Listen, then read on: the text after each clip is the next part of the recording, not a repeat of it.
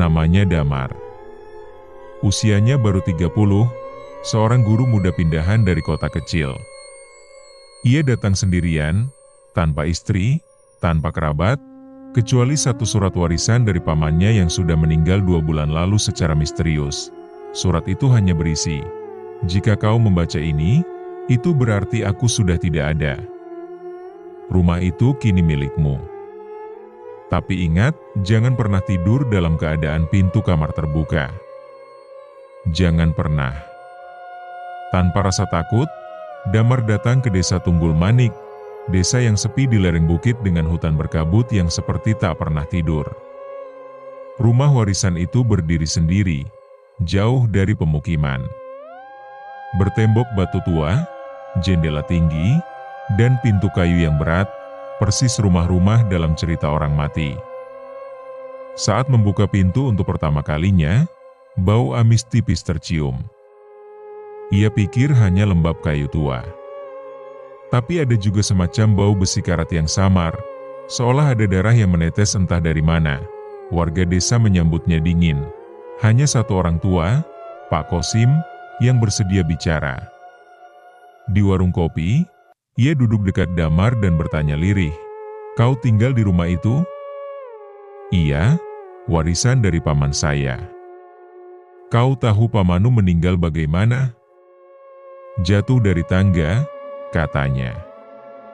"Katanya," desah Pak Kosim. Tapi lidah mayat tak bisa bicara. Dan tubuhnya kering, seperti kehabisan isi. Damar terdiam. "Kau guru, ya? Pintar. Tapi jangan terlalu percaya logika kalau malam sudah mulai turun." Di sana, bukan hanya suara jangkrik yang terdengar. Malam pertama, Damar membereskan kamar utama. Sebuah ranjang besi tua, lemari dengan cermin berlapis kabut, dan jendela yang menghadap ke arah hutan. Pukul 1 malam, ia terbangun. Tidak karena suara, tapi karena dingin, meski ia sudah mengenakan selimut. Saat membuka mata, lampu gantung bergoyang sendiri. Lalu, ada bunyi tetesan air, ia turun dari ranjang. Mencari suara itu, sampai akhirnya. Ia melihat noda merah tipis menetes dari plafon kayu tua, tetesan darah, ia memandang ke atas. Saat itulah ia mendengar langkah kaki. Dari loteng. Perlahan. Berat. Menyusuri tiap kayu seolah tahu kemana akan melangkah. Damar mengambil senter dan tangga. Ia membuka loteng dengan hati-hati, debu berterbangan. Udara dingin seperti menyambut, dan saat cahaya senter menyorot ke sudut ruang. Ada kursi goyang menghadap dinding, bergoyang sendiri. Di dekatnya, ada setumpuk bunga mawar kering. Dan di antara bunga itu, sebuah benda mencolok, sebuah gigi. Tajam. Putih. Seperti milik hewan. Atau bukan? Paginya, Damar bertanya pada tukang kebun yang sesekali merawat pekarangan, "Pernah ada yang tinggal di rumah itu setelah paman saya meninggal?" "Tidak, Pak. Tapi saya dengar langkah kaki di atas. Dan ada bunga mawar di loteng." "Mawar?" Tukang kebun itu diam, lalu berbisik, "Kalau ada mawar di loteng, berarti dia sudah bangun lagi." Sudah 2 malam Damar menghuni rumah warisan pamannya. Dan 2 malam pula ia mendengar suara langkah kaki di loteng. Ia tak lagi naik untuk memastikan, karena ia tahu, suara itu bukan berasal dari sesuatu yang bisa ia lihat dengan akal sehat. Tapi pada sore hari ketiga, ia keluar dari rumah untuk mencari ketenangan. Ia menyusuri jalan setapak di belakang rumah yang menuju ke arah hutan kecil, hingga ia tiba di sebuah sumur tua yang tertutup ilalang. Di sanalah ia melihatnya, seorang gadis duduk di pinggir sumur, usianya mungkin 25. Rambutnya panjang dan halus seperti helaian bayangan. Kulitnya pucat. Ia mengenakan gaun abu-abu usang. Tatapannya tenang, tapi jauh. Terlalu jauh, permisi. Anda tinggal di dekat sini? Tanya Damar, gadis itu menoleh perlahan. Senyumnya tipis, suara anginnya lembut seperti desir malam. Aku tinggal di tempat yang dingin. Maksudnya? Kau akan tahu kalau kau tinggal di sini cukup lama. Damar memperkenalkan diri. Gadis itu mengaku bernama Rani. Tapi saat Damar bertanya rumahnya di mana, siapa keluarganya, jawabannya selalu sama. Aku sendiri. Aku hanya datang kalau senja.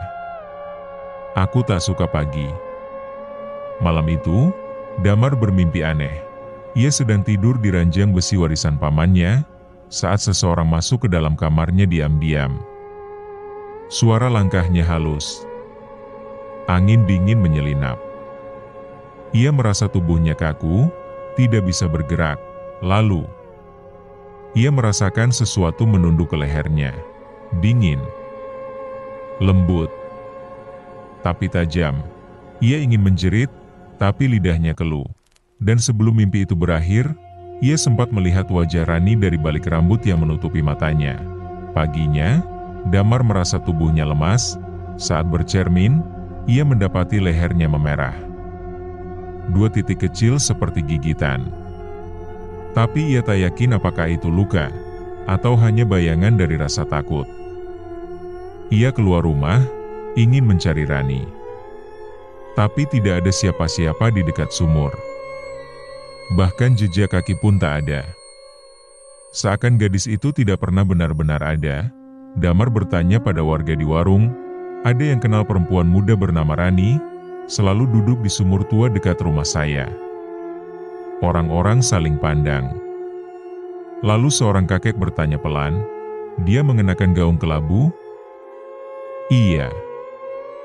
Dan selalu muncul waktu senja? Iya. Kakek itu menggeleng pelan. Kalau begitu, Nak, kau baru saja bicara dengan yang tidak lagi hidup. Damar pulang dengan pikiran tak menentu. Di malam yang dingin, ia membuka jendela kamarnya. Angin masuk, dan samar-samar. Di kejauhan sumur tua, ia melihat sosok berdiri diam. Wajahnya tak terlihat jelas.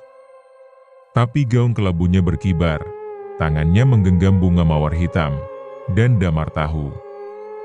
Rani sedang menunggu. Hari itu, langit tampak kelabu sejak pagi. Kabut menggantung di antara pohon-pohon, membuat desa terasa seperti terkurung dalam mimpi buruk yang tak kunjung usai. Damar yang masih diganggu mimpi dan luka samar di lehernya, menerima undangan dari Pak Lurah. Ada yang harus ia lihat di pemakaman desa. Kami tahu kamu baru di sini, kata Pak Lurah di perjalanan. Tapi karena kamu tinggal di rumah itu, mungkin kamu berhak tahu. Pemakaman itu berada di sisi timur desa. Sepi dan tak terurus. Rumput liar tumbuh liar, dan batu nisan banyak yang sudah miring. Tapi ada satu bagian yang terlihat baru, 3 gundukan tanah, dan 1 liang yang belum sepenuhnya tertutup. 3 warga meninggal dalam seminggu terakhir, ujar Pak Lurah, tanpa luka luar. Tapi semua kehilangan darah. Damar diam, ia mendekat ke salah satu gundukan yang masih basah. Bau tanah bercampur logam memenuhi hidungnya. Yang ini, suami Embok Rupi. Ditemukan di kandang, wajahnya pucat seperti lilin, dan ada 2 lubang di lehernya. Kemudian Pak Lurah menunjuk ke arah pinggir makam, di bawah pohon terbesi besar. Itu makam pamannya. Makam Paman Giri. Pak Lurah mengangguk, kami yang menguburkannya. Tapi tiap malam, tanahnya seperti tergali lagi. Dan anehnya, tidak ada hewan atau orang yang masuk. Tapi lubangnya selalu berubah. Damar mendekat, dan benar. Tanahnya retak, cekung di tengah, seolah ada sesuatu dari dalam yang berusaha keluar. Apa kalian tak berpikir untuk membuka kembali? Beberapa warga ingin, tapi yang lain takut. Takut? Karena katanya, siapapun yang mengganggu tanah itu, akan didatangi perempuan yang membawa mawar hitam. Damar mematung, ia mengingat bunga kering di loteng. Ia mengingat Rani. Dan ia mulai menghubungkan semuanya. Meski logika menolaknya, tapi satu hal yang membuat bulu kuduknya merinding adalah saat ia melihat di atas gundukan makam pamannya. Ada jejak kaki kecil, kaki perempuan. Bertelanjang. Basah. Masih baru. Malam itu, saat Damar mencoba menenangkan diri di kamar, ia menutup jendela dan lampu. Tapi sebelum tidur, ia membuka tirai sedikit, dan di luar, tepat di bawah cahaya rembulan, Rani berdiri, diam, memandangnya, dengan bunga mawar hitam di tangan, dan bayangannya tak tampak di tanah. Esok paginya, Damar bangun dengan perasaan berat. Ia membuka bajunya dan menemukan luka kecil baru di dadanya. 2 titik. Rapat. Merah, tepat di atas jantung.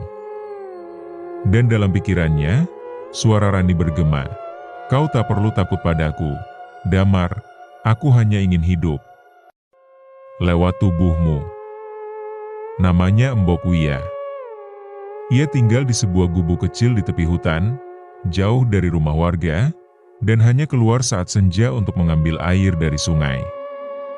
Orang-orang desa memanggilnya si tua gila, karena sejak Paman Giri meninggal, ia lebih sering bicara sendiri, kadang tertawa keras di tengah malam, kadang menangis sambil memeluk pohon pisang di belakang rumah.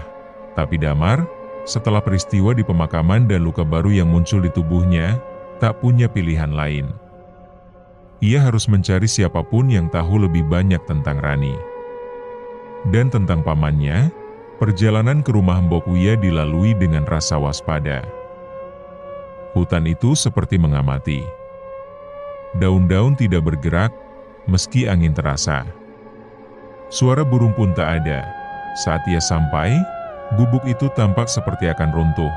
Namun dari dalam terdengar suara nyaring, tertawa, dan suara seorang perempuan.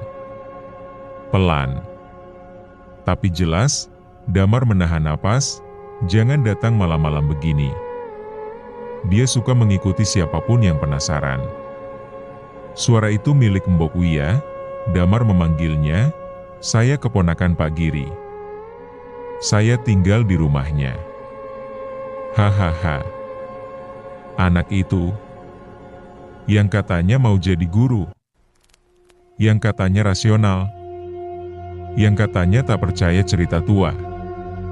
Nah, sekarang lihatlah kau di sini. Mbok Wiyah membungkuk, matanya tajam meski rabun.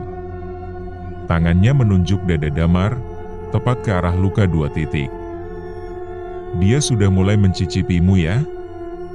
"Siapa?" "Dia yang tinggal di sumur, yang tidak tidur, yang tidak bernapas tapi bisa tertawa, yang tidak hidup tapi haus terus." Damar menelan ludah. "Rani?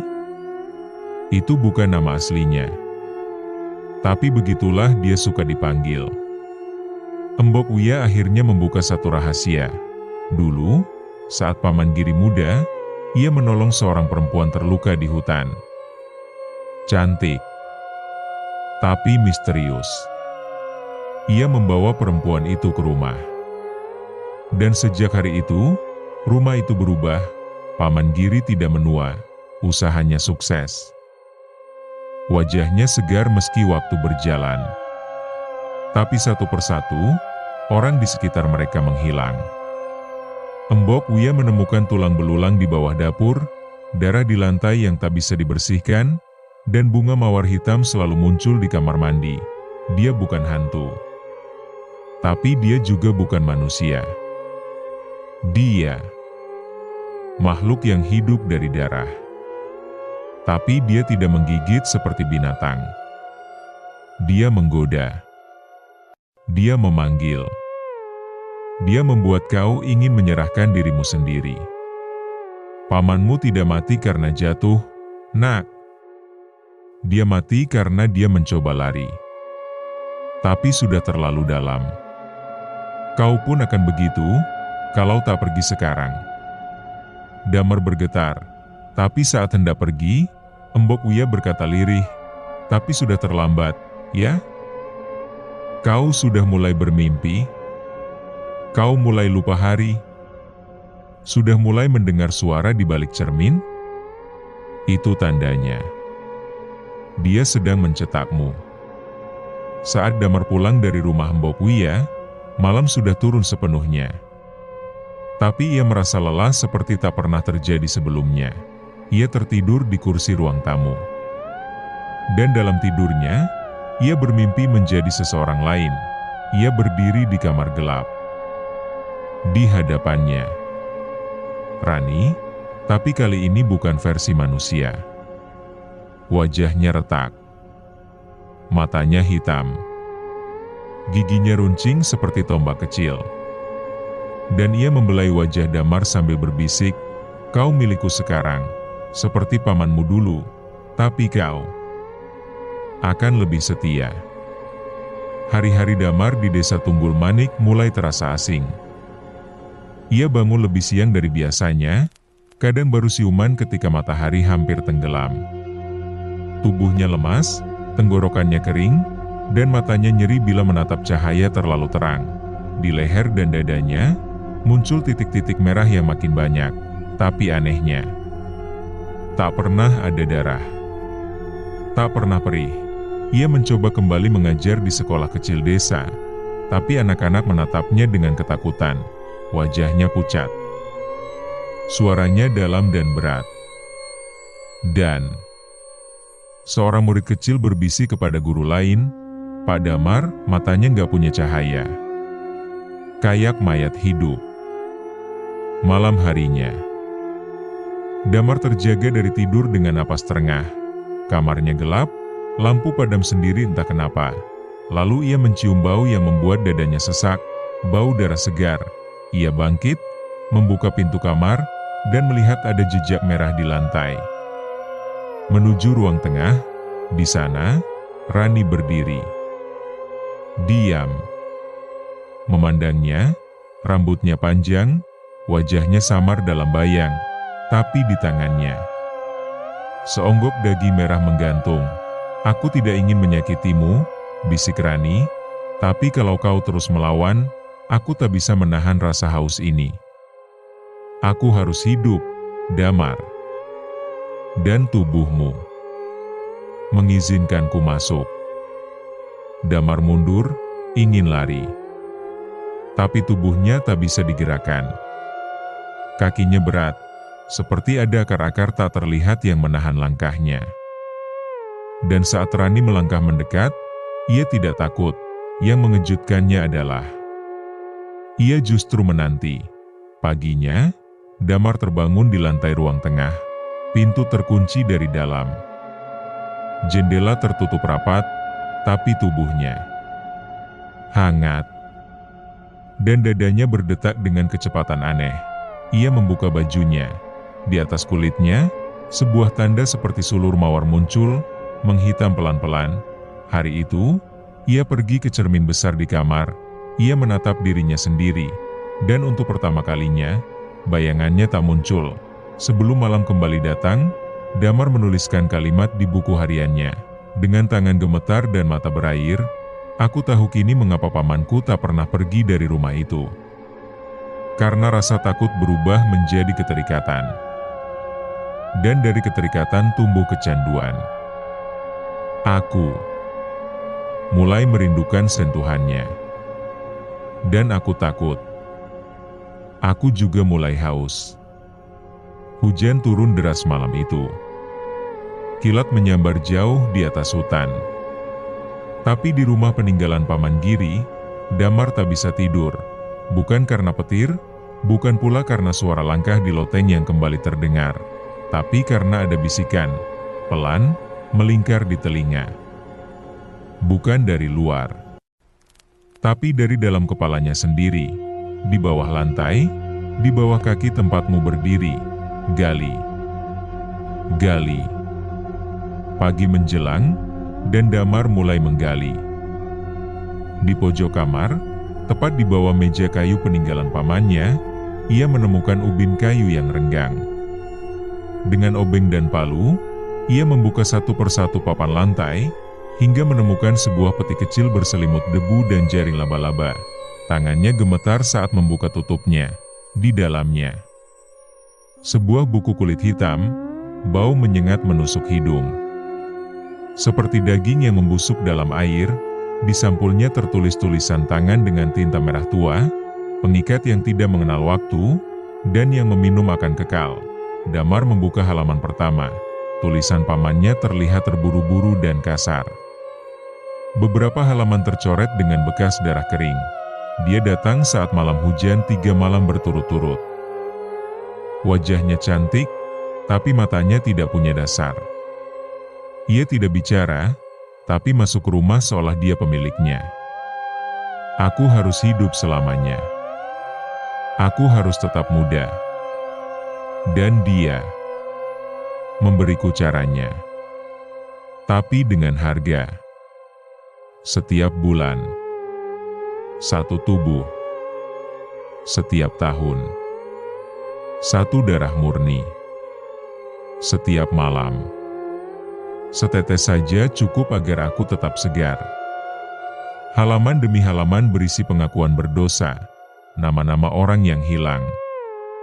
Tanggal-tanggal menghilangnya, cara menyembunyikan jasad mereka di bawah lantai, sumur kering, bahkan di lemari kayu ruang bawah tanah, dan di tengah halaman, sebuah sketsa kasar menggambarkan wajah perempuan. Itu wajah Rani. Tapi di atas gambar itu, pamannya menulis dengan huruf besar dan penuh bekas tusukan pena. Bukan Rani. Namanya asli, Rauyana, lahir dari darah, hidup dari ingatan orang yang kehilangan. Damar terduduk, kepalanya pusing. Tapi ia tak berhenti membaca. Di halaman terakhir, pamannya menulis, "Aku terlalu dalam. Aku tak bisa keluar, tapi jika kau membaca ini, siapapun kau, jangan jatuh cinta padanya. Jangan biarkan dia masuk lewat mimpi. Karena jika kau mencintainya, maka jiwamu bukan milikmu lagi." Damar terdiam. Tapi malam itu, ia tidak bisa membohongi dirinya sendiri. Ia sudah jatuh cinta pada mimpi, pada wajah yang dingin, pada napas tanpa aroma, pada sesuatu yang bukan manusia. Saat Damar menutup buku hitam itu, suara langkah di loteng kembali terdengar, lebih berat, lebih nyata, dan dari balik celah kayu lantai, menetes cairan merah ke buku yang baru saja ia baca. Lalu terdengar bisikan, "Kau telah membuka semua pintu, Damar. Sekarang tak ada yang bisa keluar." Sudah seminggu lebih Damar tinggal di rumah pamannya, dan kini ia sadar, tidak ada yang benar-benar tidur di rumah itu. Termasuk dirinya sendiri.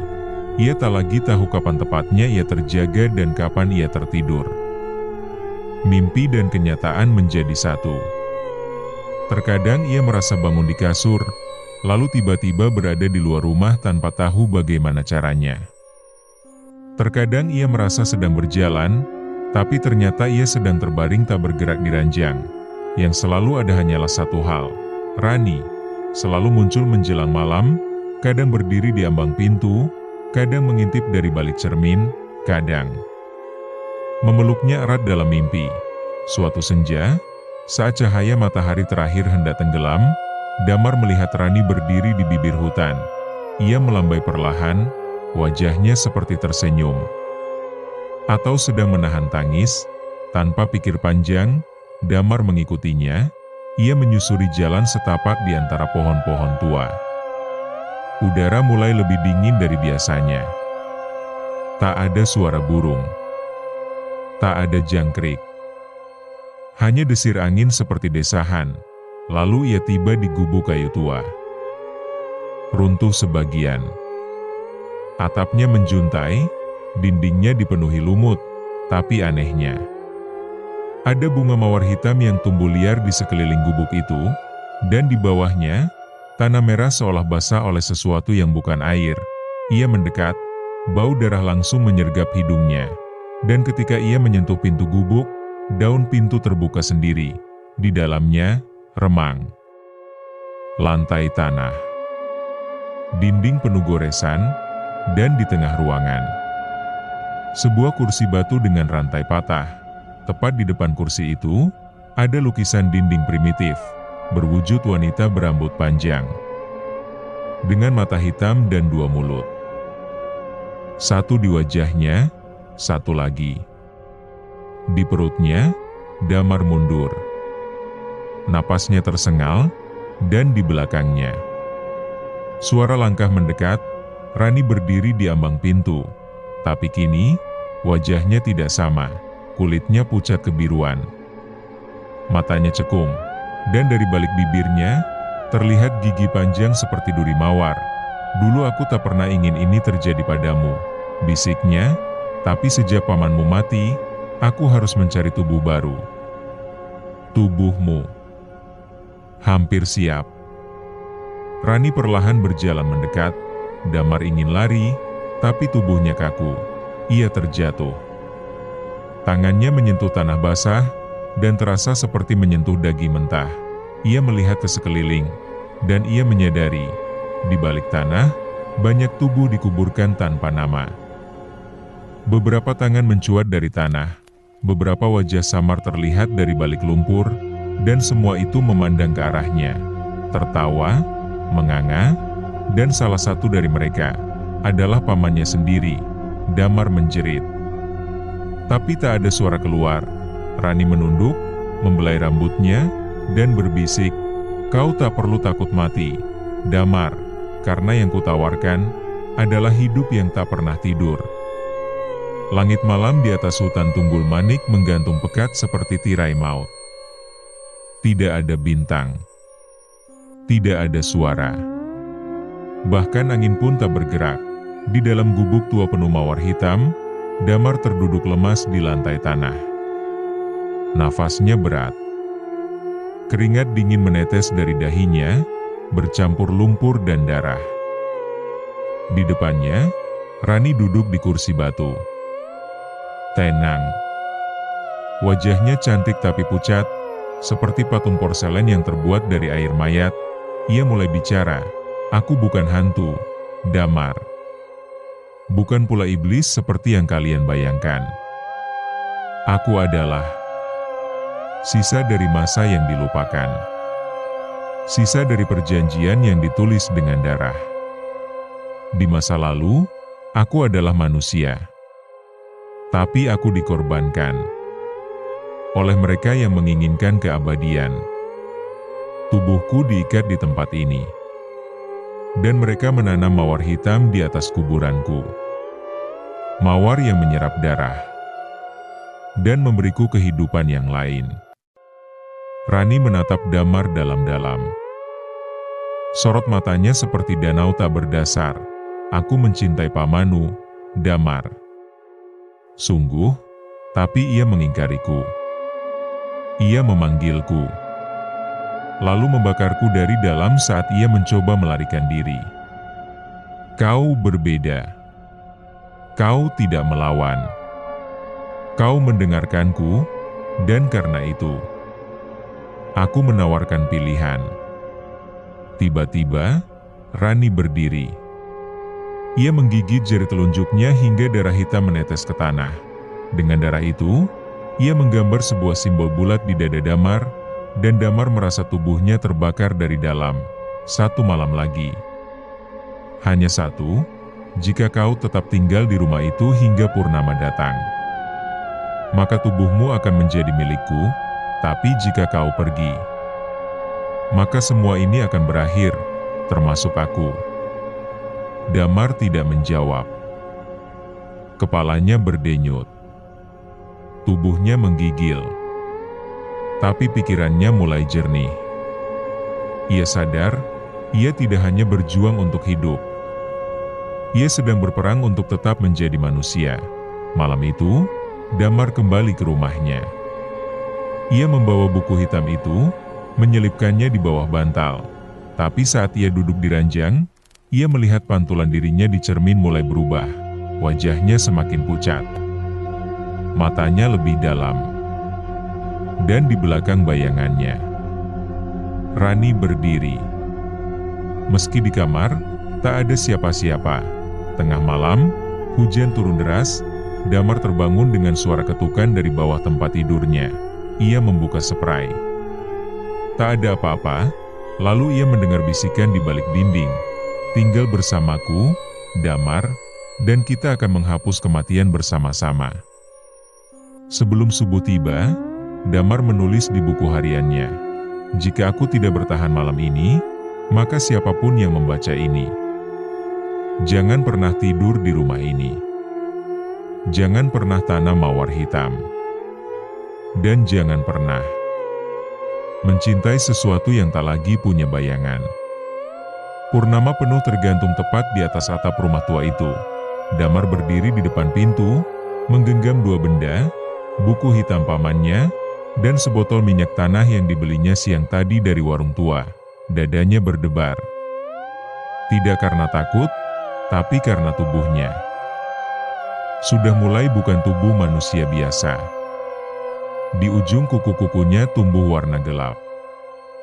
Lidahnya lebih sensitif. Matanya mulai tak nyaman melihat salib atau cahaya lilin. Tapi malam ini, ia ingin mengakhirinya. Ia menyiram ruang tengah dengan minyak tanah. Lalu menyusuri dinding, lantai, dan pintu-pintu.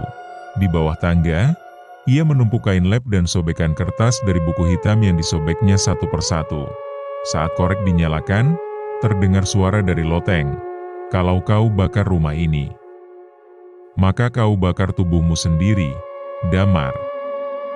Damar menggigit bibirnya. "Lebih baik aku mati sebagai manusia daripada hidup sebagai milikmu." Ia menjatuhkan api ke tumpukan kertas. Lidah-lidah api menjilat cepat. Dinding mulai retak. Atap berderak. Rumah tua itu merintih seperti makhluk yang tak ingin mati. Tapi dari balik api, Rani muncul, tak terbakar. Tak mundur. Wajahnya tenang, tapi matanya mengalirkan darah hitam. "Kau sungguh ingin melepasku, Damar? Setelah semua yang kuberikan padamu?" Ia melangkah ke arah Damar, tanpa suara, tanpa jejak. Meski api mengamuk, tangan kirinya menggenggam sesuatu. Setangkai mawar hitam. "Terimalah mawar ini, dan semuanya selesai. Kau akan bersamaku. Tak akan ada rasa sakit, tak ada lagi mimpi buruk. Karena kita akan hidup dalam malam yang tak pernah berakhir." Damar memejamkan mata. Tangannya gemetar. Tapi ia tahu, jika ia mengambil mawar itu, maka jiwanya tak akan kembali. Dan saat api mulai menyambar tirai dan balok atap roboh, Damar lari keluar. Ia menoleh sesaat sebelum pintu roboh di belakangnya, dan melihat Rani terbakar perlahan. Namun senyumnya masih ada. "Kau belum benar-benar bebas, Damar. Aku tumbuh dari darah. Dan darahmu masih milikku." Damar jatuh tersungkur di halaman. Rumah tua itu terbakar hebat. Api membumbung ke langit, menjilat malam. Warga berdatangan, menjerit, tapi tak ada yang bisa menyelamatkan rumah itu. Yang tersisa hanya bau mawar hangus dan tanah yang bergetar perlahan. Keesokan paginya, di antara puing-puing rumah, ditemukan akar tanaman hitam yang masih basah. Dan di tengahnya, sebatang mawar utuh, tak terbakar. Damar dibawa ke rumah warga. Tubuhnya luka ringan. Tapi dokter desa bingung. Karena denyut nadi Damar bergerak lambat, seperti bukan manusia, dan malam itu, sebelum tidur, Damar melihat bekas luka di dadanya menghilang, tapi tanda mawar hitam di kulitnya masih ada. 3 hari telah berlalu sejak rumah tua itu terbakar. Warga desa mulai tenang. Beberapa percaya api telah membersihkan kutukan yang melekat pada tanah itu. Pak Lurah bahkan menyuruh orang mencabut semua akar tanaman liar yang tumbuh di sekitar lokasi. Tapi tak ada yang tahu bahwa malam setelah kebakaran itu, Damar terbangun di kamar rumah warga dengan mata merah menyala sesaat. Lalu kembali normal, Damar tampak sehat. Terlalu sehat, kulitnya pucat bersih, tapi sejuk. Suaranya lembut dan pelan, seolah tak pernah marah. Anak-anak mulai mendekatinya lagi, tertarik dengan ketenangan wajahnya. Namun, sejak hari itu, ada satu anak desa yang hilang, namanya Riko. Anak bungsu dari Ibu Parni, si penjual telur asin, terakhir terlihat. Bermain di dekat bekas pondasi rumah tua, pencarian dilakukan. Polisi datang. Tapi nihil, yang ditemukan hanya sepasang sandal kecil yang terbalik, dan setangkai mawar hitam segar, tumbuh dari celah batu. Malamnya, Damar duduk sendiri di kamar. Di depannya, cermin besar, ia membuka kancing bajunya. Di dada kirinya, tanda mawar itu menyala samar. Berdenyut seperti jantung kedua, lalu ia menatap cermin, wajahnya biasa. Tapi di dalam cermin, bayangan Rani berdiri di belakangnya. Ia tidak ketakutan lagi. Kau di dalam aku, ya? Kau tak benar-benar mati. Atau, aku yang tak pernah ingin kau pergi. Rani tersenyum dari cermin. Kita satu sekarang, Damar, kau tak butuh cinta dari manusia biasa lagi. Karena kini, kau bisa mencintai siapapun, dan menyimpan mereka. Untuk selamanya. Damar tertawa kecil.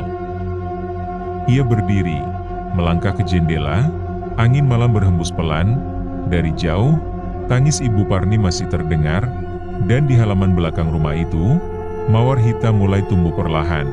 Beberapa bulan setelah itu, Desa Tunggul Manik dikenal sebagai desa yang menolak setiap pendatang. Anak-anak dilarang bermain malam hari, dan di balik senyum tenang Pak Damar, sang guru muda yang begitu sabar, terdapat jiwa yang telah membuka pintu menuju kekekalan. Dan di matanya yang tenang, ada sesuatu yang tidak pernah tidur.